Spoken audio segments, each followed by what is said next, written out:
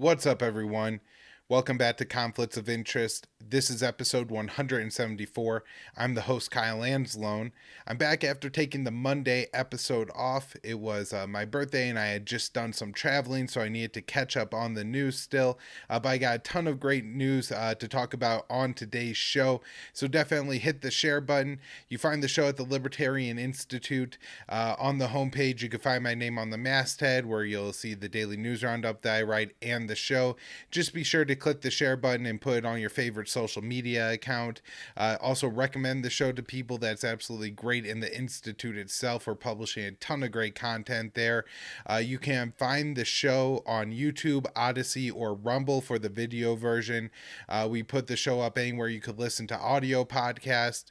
The links to everything are in the show notes page, including the Facebook, the MeWe, the Twitter account. And then you could also find links to the show sponsor and Patreon Subscribestar to donate to the show, as well as crypto information. And about our show sponsor, Paloma Verde, they sell great high quality CBD products. The URL is palomaverdecbd.com. The promo code is PEACE, PEACE. That saves you 25% off and gets the show a kickback.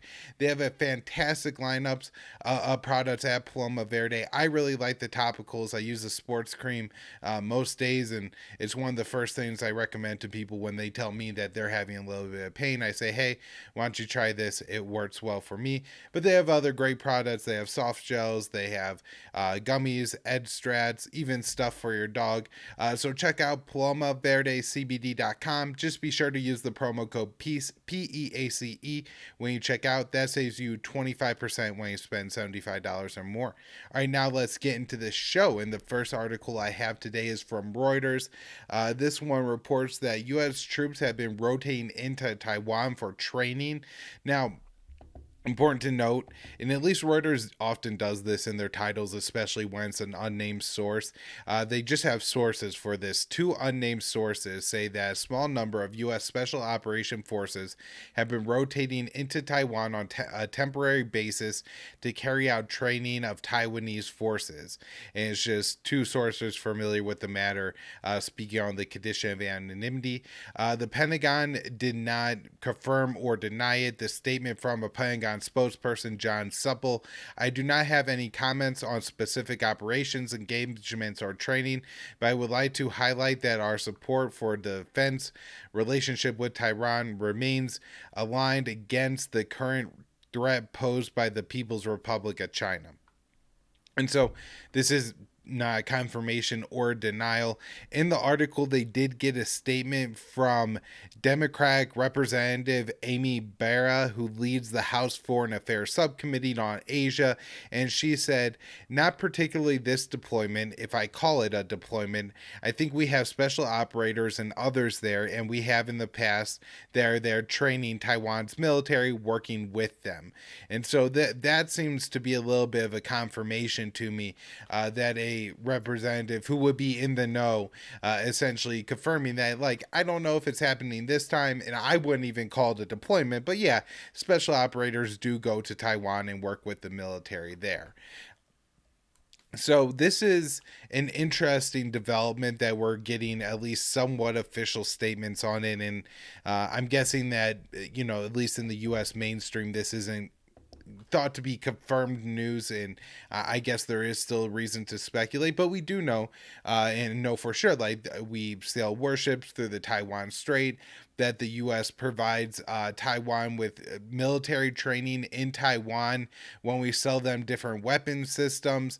And then also we had like a U.S. Coast Guard ship that was deployed there for training, but also does provocative things towards China, like sail the warships, the Coast Guard ship, a cutter, through the Taiwan Strait.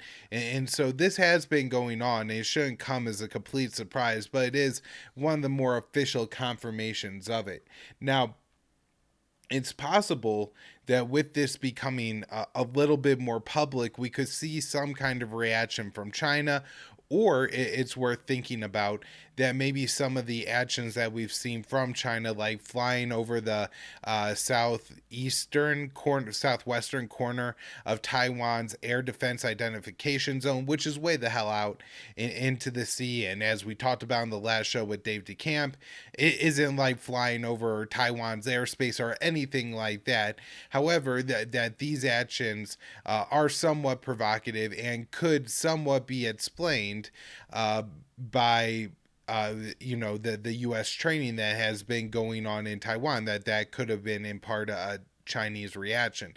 Now, I do think we could see an increased Chinese reaction if they didn't know this was going on, which I kind of doubt, or with it becoming public, they feel like they need some kind of response because this is provocative by the U.S. to be training a country at odds with not a country, Taiwan, which is, even by the U.S. recognized status as just being in exile from China, right? We have the one China policy that, there's one government that controls China and Taiwan. Maybe the U.S. just disputes what government that should be. So we could see in the coming days maybe an increased reaction, or like I said, maybe China has already been reacting to this and we're not going to see anything from it. But this is an interesting confirmation, and certainly a topic that we need to stay aware of, just how much the U.S. military is starting to embed itself in Taiwan. There's been some polling and a lot of analysis lately on, and we talked about this a little bit on the last show with Dave DeCamp, that there's an increasing amount of Americans who are prepared, or at least who say they are prepared, to go to Taiwan or to send troops to Taiwan to defend the island from China. I think this is largely been increased just with the overall anti-China rhetoric that, I've been warning about on conflicts of interest and foreign policy focus going back 4 years now, saying that this was going to be one of the real consequences of the U.S. destroying its economic relationship in Trump's trade war with China, was going to be, we are going to be locked into this trade war, which has absolutely happened. The Biden administration has remained committed to it. And then the other issue is that as you destroy the economic relationship with China and make China into more and more of an enemy, even if it's just on the economic side, of course, propaganda that comes with that is going to be militarist as well. The military industrial complex is certainly going to get in on it. But then too, just as the economic relationship is destroyed, more Americans are willing to say that, hey, we'll go defend Taiwan. And this is obviously something that could put the U.S. in a very dangerous position. Now, one of the things that people, and especially in the anti-war community, my friend Dan Wright was one of the loudest and best among them in his satire of it. But, when they ask this question, well, are you willing to send American troops to defend Taiwan? Typically, Americans are just thinking like, yeah, we'll put some troops there and it won't be an issue. Now, are you willing to risk war with China over Taiwan, which I think would probably elicit a somewhat different polling result from the Americans, although the war propaganda has been somewhat effective, and I do imagine that a lot of Americans would even be for that. Along with the U.S. Increasingly provocative towards China, you also have the U.K., not quite the U.S. pivot towards China, which we started in the Obama administration, ramped up only in the two successive ones. But the U.K. is talking about a tilt to the Indo-Pacific. As a part of this, their new aircraft carrier, the HMS Queen Elizabeth, stopped in Singapore. Of course, it's loaded up with high-tech airplanes and definitely, a threatening presence towards China. And they are also planning to deploy 2 warships to Japan to continue provocative actions like these freedom of navigation exercises in the South China Sea or those going through the Taiwan Strait. One last story on China, and that is there were talks between China and India, and this was written up by Dave DeCamp at antiwar.com. Talks between China and India to diffuse border tensions fail. So the two sides are saying it's the other side's fault, but this is in the Himalayas, the top of the world. And if you want a really in-depth take on like the history of this, you need to read Eric Margulies' book, We're at the Top of the World. It's just the absolute most important take on this. But for like a quick summary, there are pretty significant territorial disputes in the region between Pakistan, China, and India in the Himalayas, in Jammu and Kashmir, and then, along what they call the line of control in these two areas, where you have, again, very tenuous borders between Pakistan, India, and Kashmir, and then China and India along the Himalayas, like, right along the mountain range there. And so this has escalated in the past to fighting. Most recently, the fighting was not done with weapons, but rather, well, maybe melee weapons. They said, boards, and no guns or anything like that, but it ended up killing a few score of soldiers on each side. And of course, these are two nuclear weapons states. And this is a very, very dangerous, intense situation where if you did have, say, a little skirmish breakout, it could escalate relatively quickly here. And of course, with the US more and more siding with India and telling India that we want you to position yourself alongside the US against China, I'm sure certainly at least India thinks that part of that means that India will be, or the U.S. will be backing India in its territorial claims against China. And so you have to wonder if maybe part of the reason that India wouldn't take a more conciliatory message is they feel like they have the backing of the world empire at this point. Just an idea, not saying that that's for sure the case. This has been a long-standing conflict, but certainly it seems that the more India becomes embroiled in the U.S. Quad dialogue, which isn't quite an alliance, but it is like a defense pact agreement, and I guess there's no like official thing signed, but the idea that the U.S. has is it'll align itself with Australia, Japan, and India against China, and then wrap in what it probably considers like the lesser states in the region: Indonesia, the Philippines, Vietnam, Singapore, Thailand, Malaysia, and kind of focus everyone in the region against China. And so maybe if India sees this on the horizon, they're going to be, like I said before, less likely to take a conciliatory approach with China over this, because they feel like that with the attentions to come, maybe there'll be room to exploit and add to their territory and establish the lines of control in the region that they want to. All right, moving on to talk about the Middle East here in Iran. There's a very interesting article from The Hill titled "Biden Lifts Sanctions on 2 Iranian Missile Producers." Now, the title is very misleading, and of course, it's from The Hill, so it's steeped in deep state propaganda. But it says the Biden administration on Friday lifted sanctions on 2 Iranian entities involved in the military missile programs. The sanctions targeting the Mammoet Industrial Group and its subsidiary Mammoet Diesel were originally imposed by the Trump administration in September 2020 as part of efforts of the Trump's maximum pressure campaign on Tehran. And then it said that in the article that the delisting appears to have related to legal proceedings on behalf of the law firm Ferrari and Associates. I looked up the group Ferrari and Associates, and they do deal with sanctions, and it seems either trying to help their clients figure out how to do business without running afoul of U.S. sanctions, or if U.S. sanctions are they feel like an appropriate place, they'll lobby essentially for their clients to get the sanctions removed. And that seems to be what happened in this case, where they're saying that basically these companies were inappropriately listed.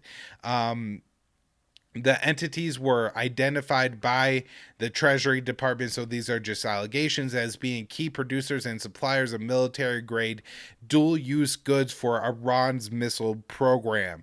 And so this could be very vague. I mean, essentially anything to me, where you have them basically making parts that they say could be put onto missiles, although it's not clear what kind of missiles those are. I mean, it's not ridiculous for a country with 80 million people like Iran to want some form of missiles or something like that.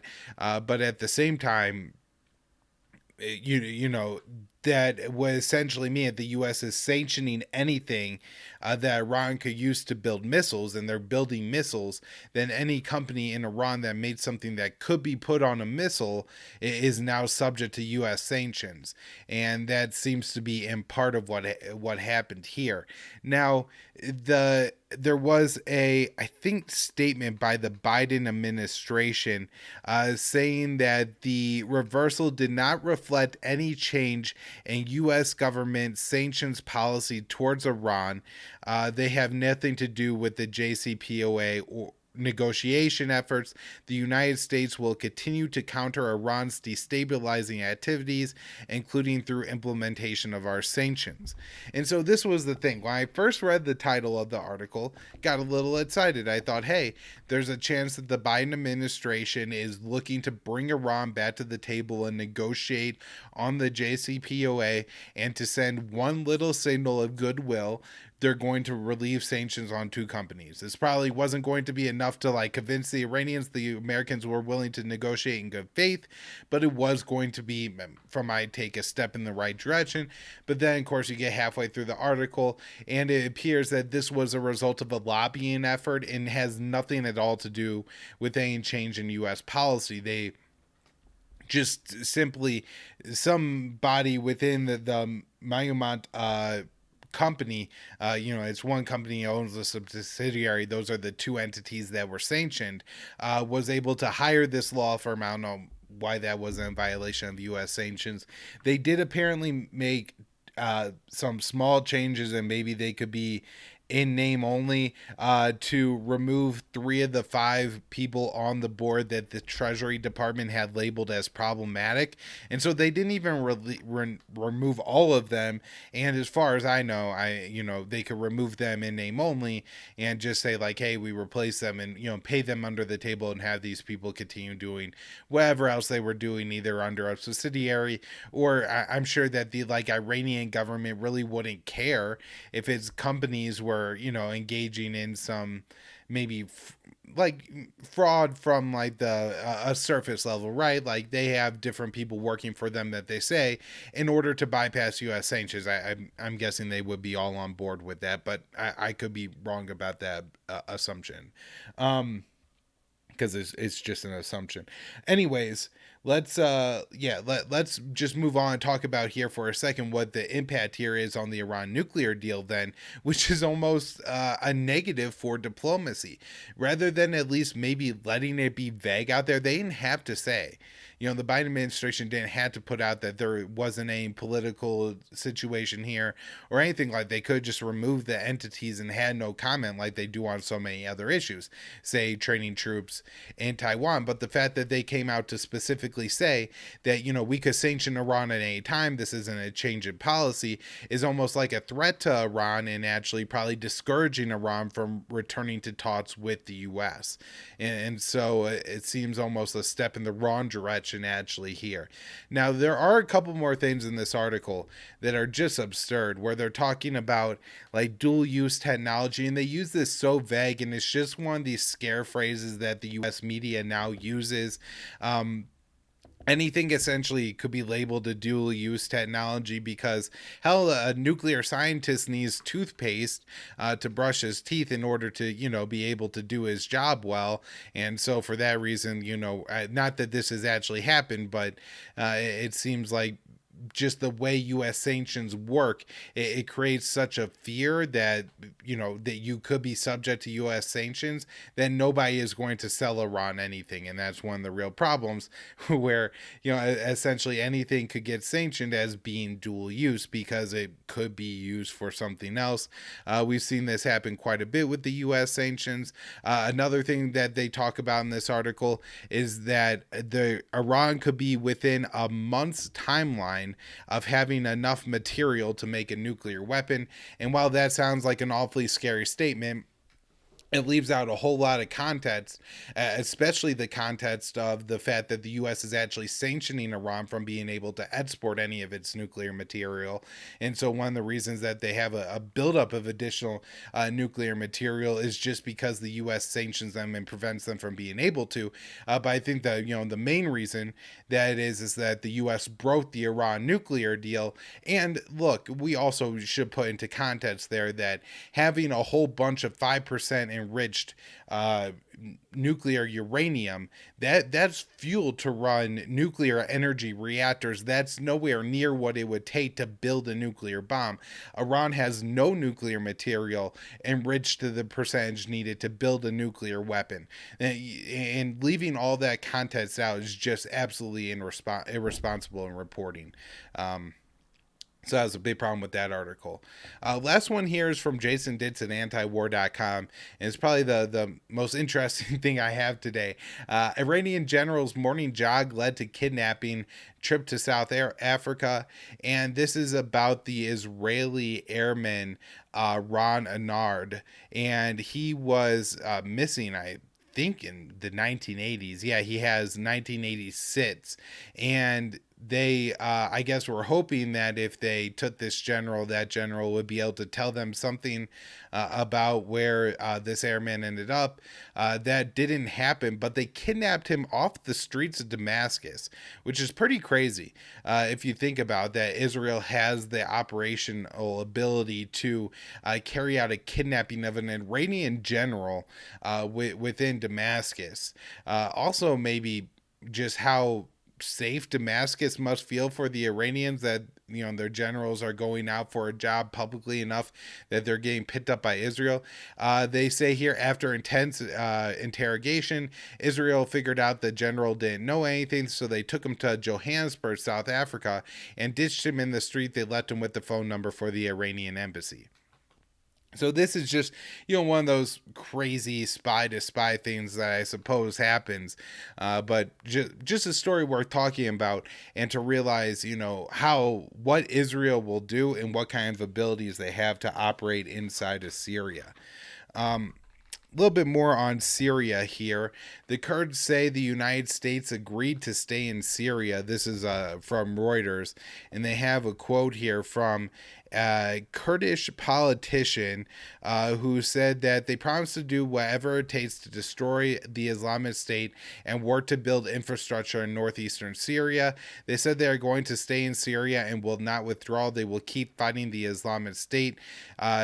Before, they were unclear under Trump and during the Afghan withdrawal, but this time they made everything clear. And so this is a statement from a Kurdish politician, so I'm skeptical, because in the past I feel like the Kurds and their politicians have often oversold, at least from like what a high level U.S. commitment to that region would be. See, like when Trump was trying to withdraw from Syria. Now, maybe they're getting commitments from lower level U.S. officials, but definitely from what Trump was willing to promise, I feel like the Kurds were overstating it. Nonetheless, this is important that the Kurds at least feel that they got a very strong guarantee from the U.S. that we will be continuing our occupation of eastern Syria for a long time to come. Now, this has a lot of important consequences, which is, one, eventually at some point, Assad is going to get to the point where the most lucrative areas of Syria left not under his control are the areas that are occupied by the United States, and just not letting a third of Syria be lopped off by and occupied by the United States and our Kurdish allies, which, look, Assad could also see it as, if he doesn't take it from us, eventually we'll leave and he'll have to take it from Turkey or something like that. As this is kind of what happened in the past, where when the U.S. withdrew a little bit off of the Syrian border, Turkey moved in and took that territory, not the Syrian government, or at least not entirety the Syrian government. And so, this creates other problems and tensions, looking forward, just as far as what's going to happen. My guess is that Assad is going to try to find a way to counter and challenge this. Probably not, at least at first, through direct military action, but eventually that may be what Assad tries to resort to push the United States and reclaim this territory, which again is some of the most lucrative as far as oil production and food production in Syria, two things that the Syrian people are in desperate need of. And so this is really important that at least again we're getting reports from the Kurds that the U.S. is planning on staying in Syria for some time to come. Also in Syria, we had a car bomb go off in the Afrin region. This is north central Syria, and it's a little space in like an enclave inside of Syria that's controlled by Turkey, and Turkey shares a border with northern Syria. That was once a Kurdish stronghold, but the Kurds were kicked out, and then it was controlled by Turkey. So ever since in this region, there have been some car bombs going off, and every time Turkey blames the Syrian Kurds, the YPG. Now it's entirely possible to me that the YPG is carrying out these attacks. However, in this region, Turkey is allied with Al Qaeda, Al Nusra, and a bunch of jihadist nutjobs who would blow themselves up to kill some Kurds. And so it seems possible to me that maybe this is Turkey essentially using its allies who are, just doing things maybe outside Turkey's control, but then using it to spin propaganda against the Syrian Kurds. So I wouldn't take Turkey's word on that was the Syrian Kurds. However, if the Syrian Kurds are blowing themselves up with car bombs, it seems a real issue that the U.S. has allied itself with the Syrian Kurds in Syria. Different things to think about on that issue. Another major serious story. This one is Jordan's King Abdullah receives first call from Syria's Assad since the start of the conflict. So this was over 10 years ago. Two countries that share a very long border and a long relationship and strong, economic, ties are maybe looking at starting to normalize tensions after the war. Of course, I don't know if I guess Jordan did definitely carry out airstrikes in Syria, although I believe those were mostly targeting the Islamic State. I don't know if they ever carried out any direct military action against Assad, but certainly Jordan has and did facilitate a lot of the U.S. support for the Syrian opposition and continues to this day to allow the U.S. to control a small portion of Syria. It's like a 55-kilometer radius zone inside of Syria along the Jordanian border where they back some militants, maybe 100 U.S. soldiers or so there. So while maybe not in a overt sense, certainly in a covert sense, the Jordanians have been at odds and at war with Syria for the past 10 years, which has had real consequences for Jordan and Lebanon economically, as it is kind of hard to trade between the two states when Israel and Syria are exist in between. And of course, I'm sure for a lot of reasons, the trade going through Israel is kind of difficult. And so this could just be a one-off that Jordan is now looking to realizes that Assad will be keeping power in Syria, and it's just so important economically to have a relationship with Syria that Jordan is going to go ahead and start to ease its hostilities towards Syria.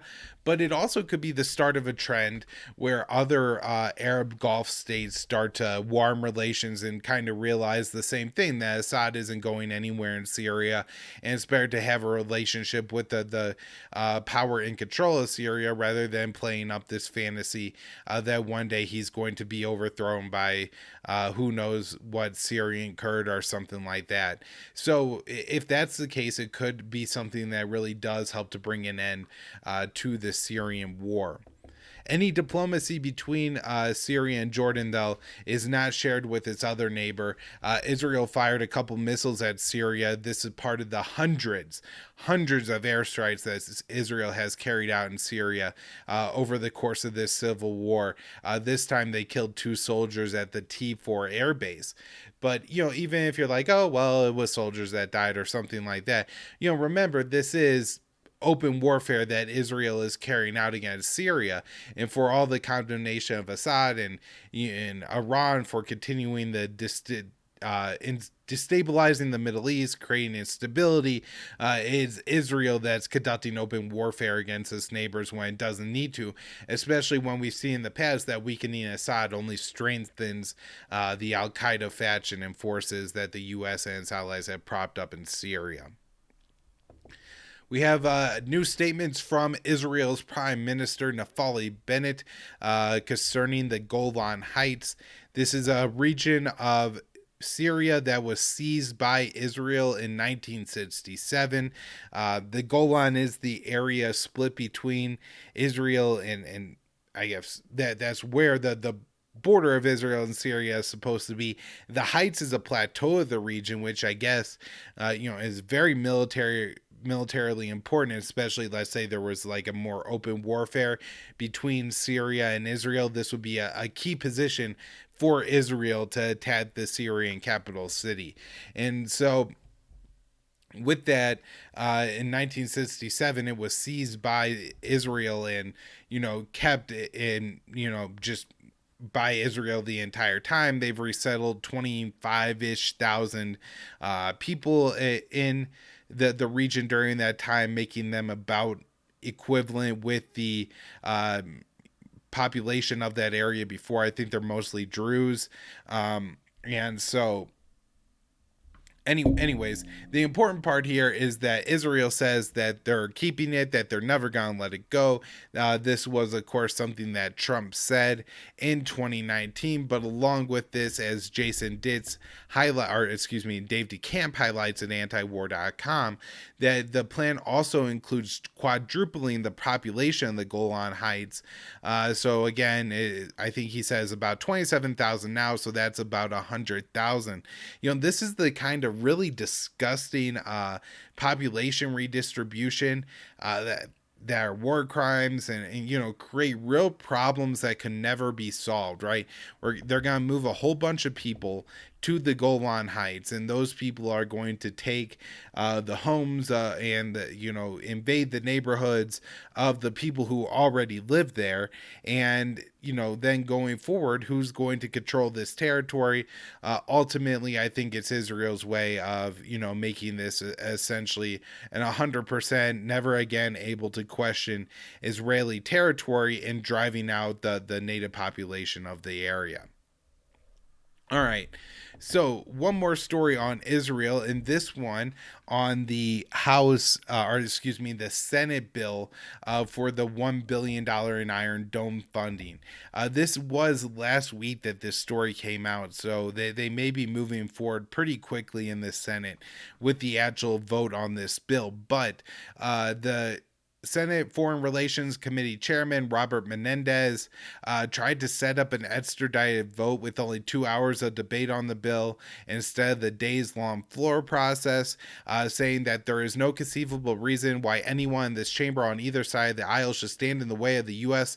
support for its life-saving defense to be ready for its next attack, saying that if we don't sell these Iron Dome, if we don't give Israel $1 billion in aid for these Iron Dome missiles, then innocent Israelis are going to die because of the Palestinian horde at their door. And then Senator Rand Paul put the kibosh on that, making this bill go through its regular scheduled process and not the expedited one. This is a procedure that could happen in the Senate where any senator can try to get an expedited vote on a bill, and any one senator could block that. And good for Rand for doing that. However, As always, Rand Paul is Rand Paul and says, I support Israel. I voted for hundreds of millions of dollars to support Iron Dome. I am glad the United States has a strong bond with Israel, but the United States cannot get money it doesn't have, no matter how strong our relationship is. So he's basically making the argument in the weakest terms that, hey, we don't have $1 billion to give away. Of course, one of the problems with this is the U.S. is willing to spend just hundreds and hundreds of times the billions of dollars for absolutely no reason.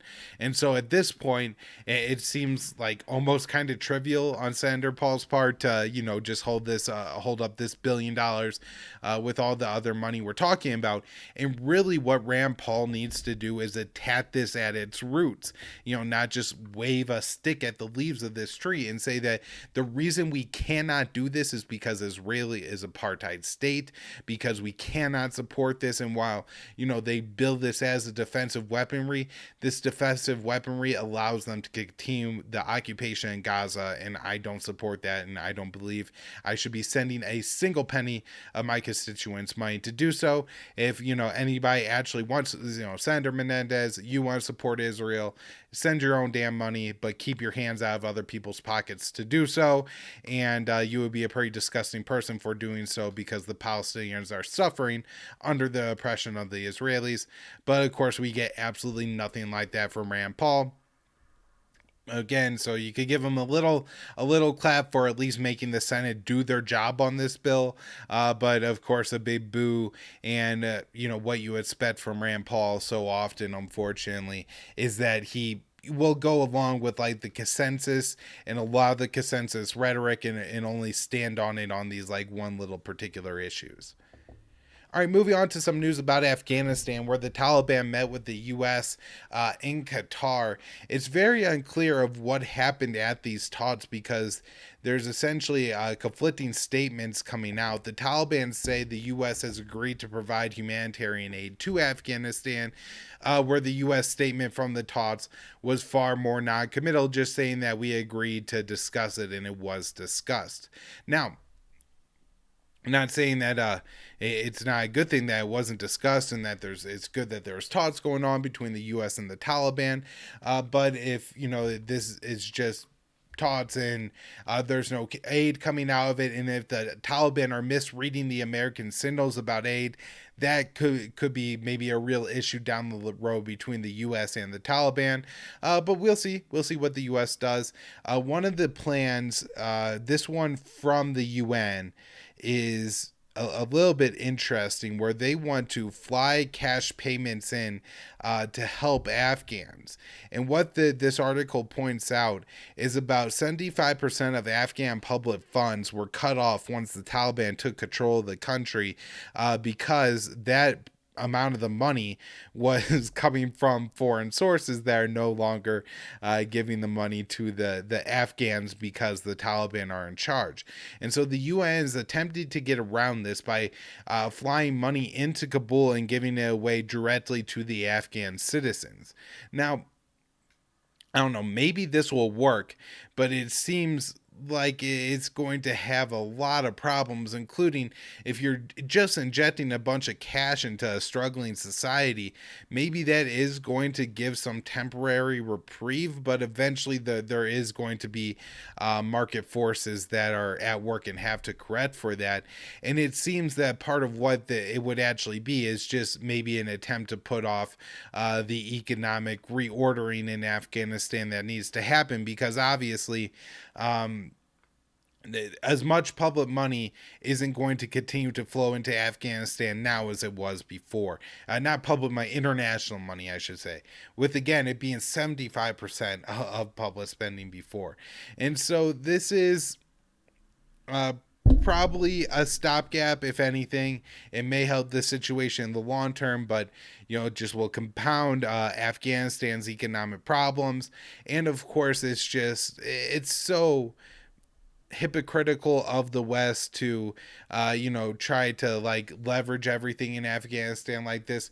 There probably were ways to create a little bit of a softer landing for the Afghan people, as far as, maybe continuing some payments for schooling or healthcare, anything that you can moving forward, rather than turning it all off as they did essentially as soon as the Taliban took over, and freezing all of Afghanistan's account funds. Also, for the past 20 years, having this corrupt system in Afghanistan that can't be sustained, right? They create an unsustainable situation, and now we're seeing the consequences of that. And while the Taliban are partly at fault, the narrative of this is like, look how poorly the Taliban are doing, but essentially they came in at the absolute worst time, where you had a massive crash after 20 years of irresponsibility and kleptocracy from the West. Now, there were also talks in Kabul between the Taliban and envoys from the UK government. So, very interesting that more and more countries, I think, are realizing that the Taliban are here to stay. And if they want to at all help anyone in Afghanistan, anybody with dual citizenship, or have any future saying what happens in Afghanistan, they're going to have to work somewhat, at least, with the Taliban. Now, also happening in Afghanistan is an increase in, not an increase in, but another ISIS-K attack, this one on a mosque. The Taliban report the death toll, I believe, to be 46, with other sources saying that the death toll could be between 70 and 80. I believe the mosque targeted the minority Shiite Muslim community in Afghanistan, and that it happened in the Khost province of Afghanistan. And so it seems like the Islamic State Khorasan faction probably carried out this attack.